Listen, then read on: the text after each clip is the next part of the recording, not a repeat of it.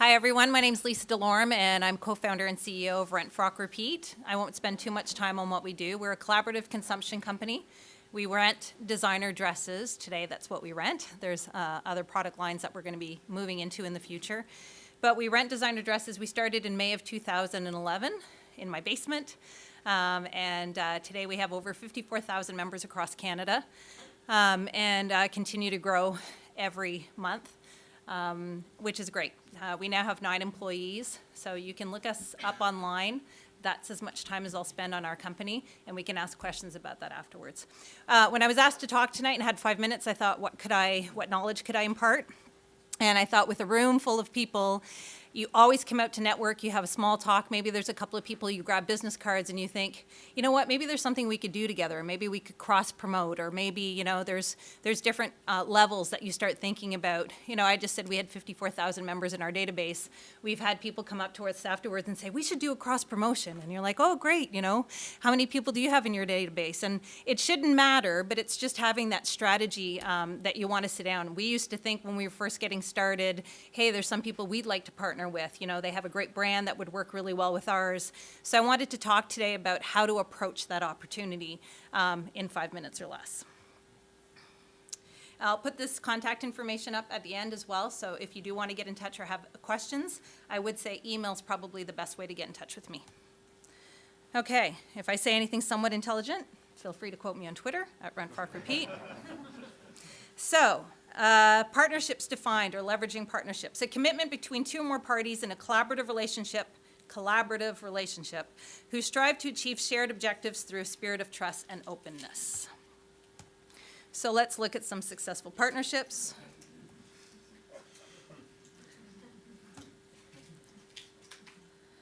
That one's my favorite. They're going very fast, is how I imagine that. All right. So lesson number 1, only partner with dogs or cats. And if dogs and cats won't sign up, here are some key things to keep in mind. So I think the first thing that I want to say is partnership is a strategy. I think it's different. We don't have time to do a lot of things from a corporately driven perspective, but I think we have to start thinking about partnerships a little bit differently. So establish the role of partnering within your organization's strategy. Does it play a part? When you sat down and you looked at your startup and you said, this is what we want to do, where does partnerships fall? Should it fall in year 1?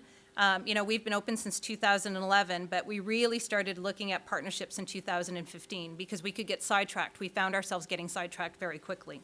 So in this year's strategic plan, we do have a call for X number of new registered members on the site, and part of our plan to get that registered members was to partner with other organizations.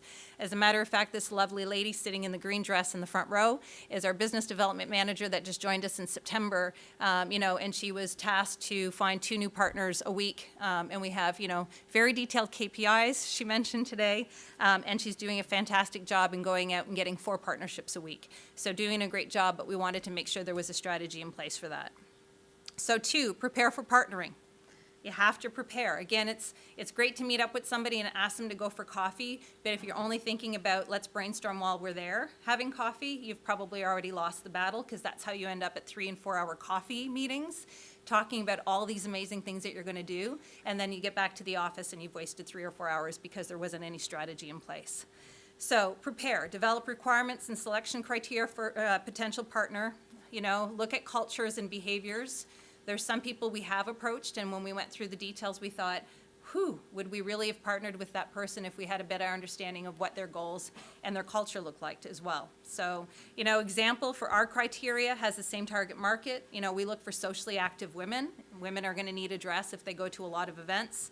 Do they have a similar brand position? Are they inclusive like we are? We use different size models on the site. So would we partner with somebody who only shows a 6-foot-tall size 2 model? Probably not. We have to look at that. And we're looking for people that might be in the same collaborative consumption space. So we start to narrow down, what would the criteria be for people that we wanted to partner with? And do we have something to offer to them? The third, identify and prioritize partnership sectors, subsectors, and potential partner organizations. So for us, some of the things that go hand in hand with dress rental would be beauty products, of course. But then we started looking at other people that are speaking to our target market, like event planners, professional women's organizations that are attending a lot of events, and it might just be designers themselves, dress designers. So who is it that you could partner with, and where does it make sense, and does it support your strategic plan? Approach potential partners to pre-qualify and shortlist them. So the idea is, if you're having the conversation and saying, I'd really like to partner with you, did they really make the short list? Because then you have to backpedal, right? So you have to think about those things. Are what they're saying, is it congruent in what you've heard or read on their company site? Do they have the same values? And are they equipped on their end to be able to fulfill the partnership agreement?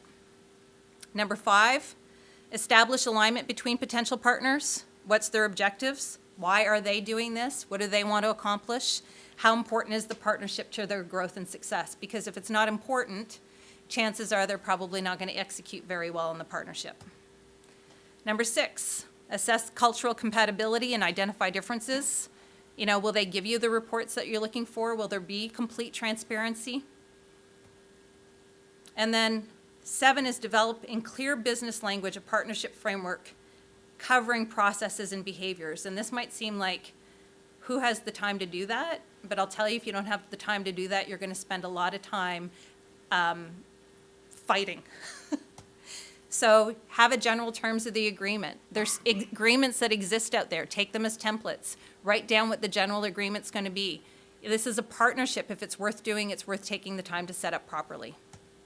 Number 8, establish milestones, KPIs, financial agreements. So for us, what are we going to provide? 10% of all sales?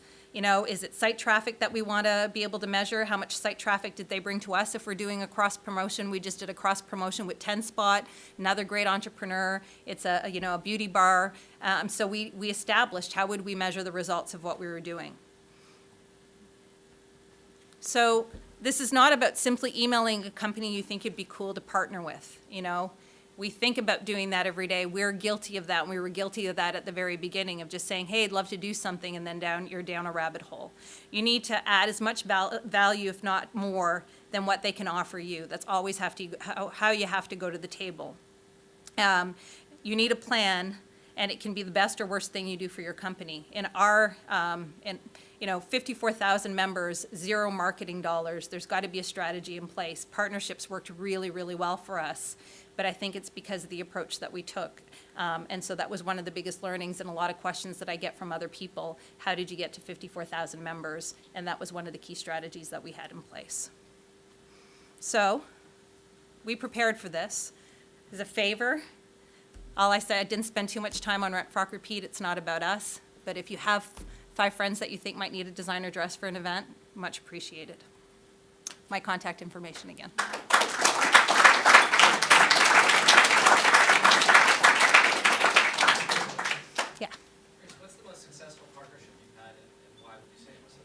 I would actually say one of the ones that we had that was the least successful, I'll give you that one actually. We went after the Bay, and somebody was like, well, they sell dresses, why would they partner with you?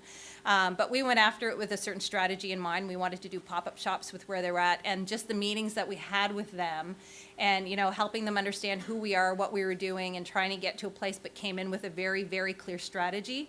Put us on the map for different things, and we got introductions to people through HBC, which was really, really nice. So I think sometimes it's just we thought really big, and we were going for gold, but we were prepared to go home with bronze, and it was great because we fell somewhere in between. Another, on the good side, designers. We have up-and-coming Canadian designers. They were looking for 54,000 members to show their wares to. We couldn't buy inventory all the time. We also bootstrapped and bought every dress out of our pockets. So we found a great partnership where we would promote them, give them a lot of marketing, give them platforms. They provided us with inventory, and we had a financial agreement so we wouldn't have to outlay the capital of cash to begin with. So it's an example of both, yeah.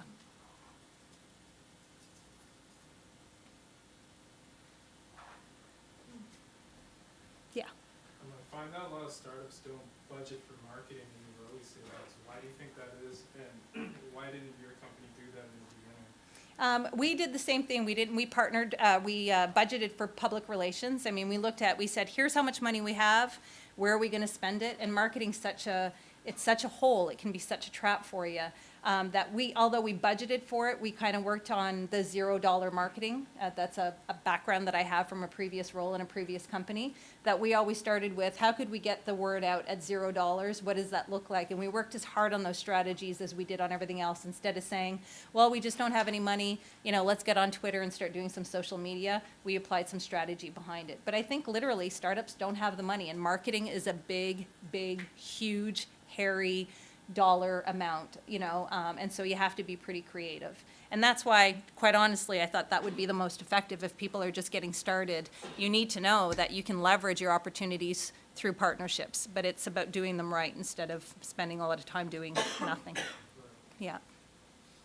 Yeah.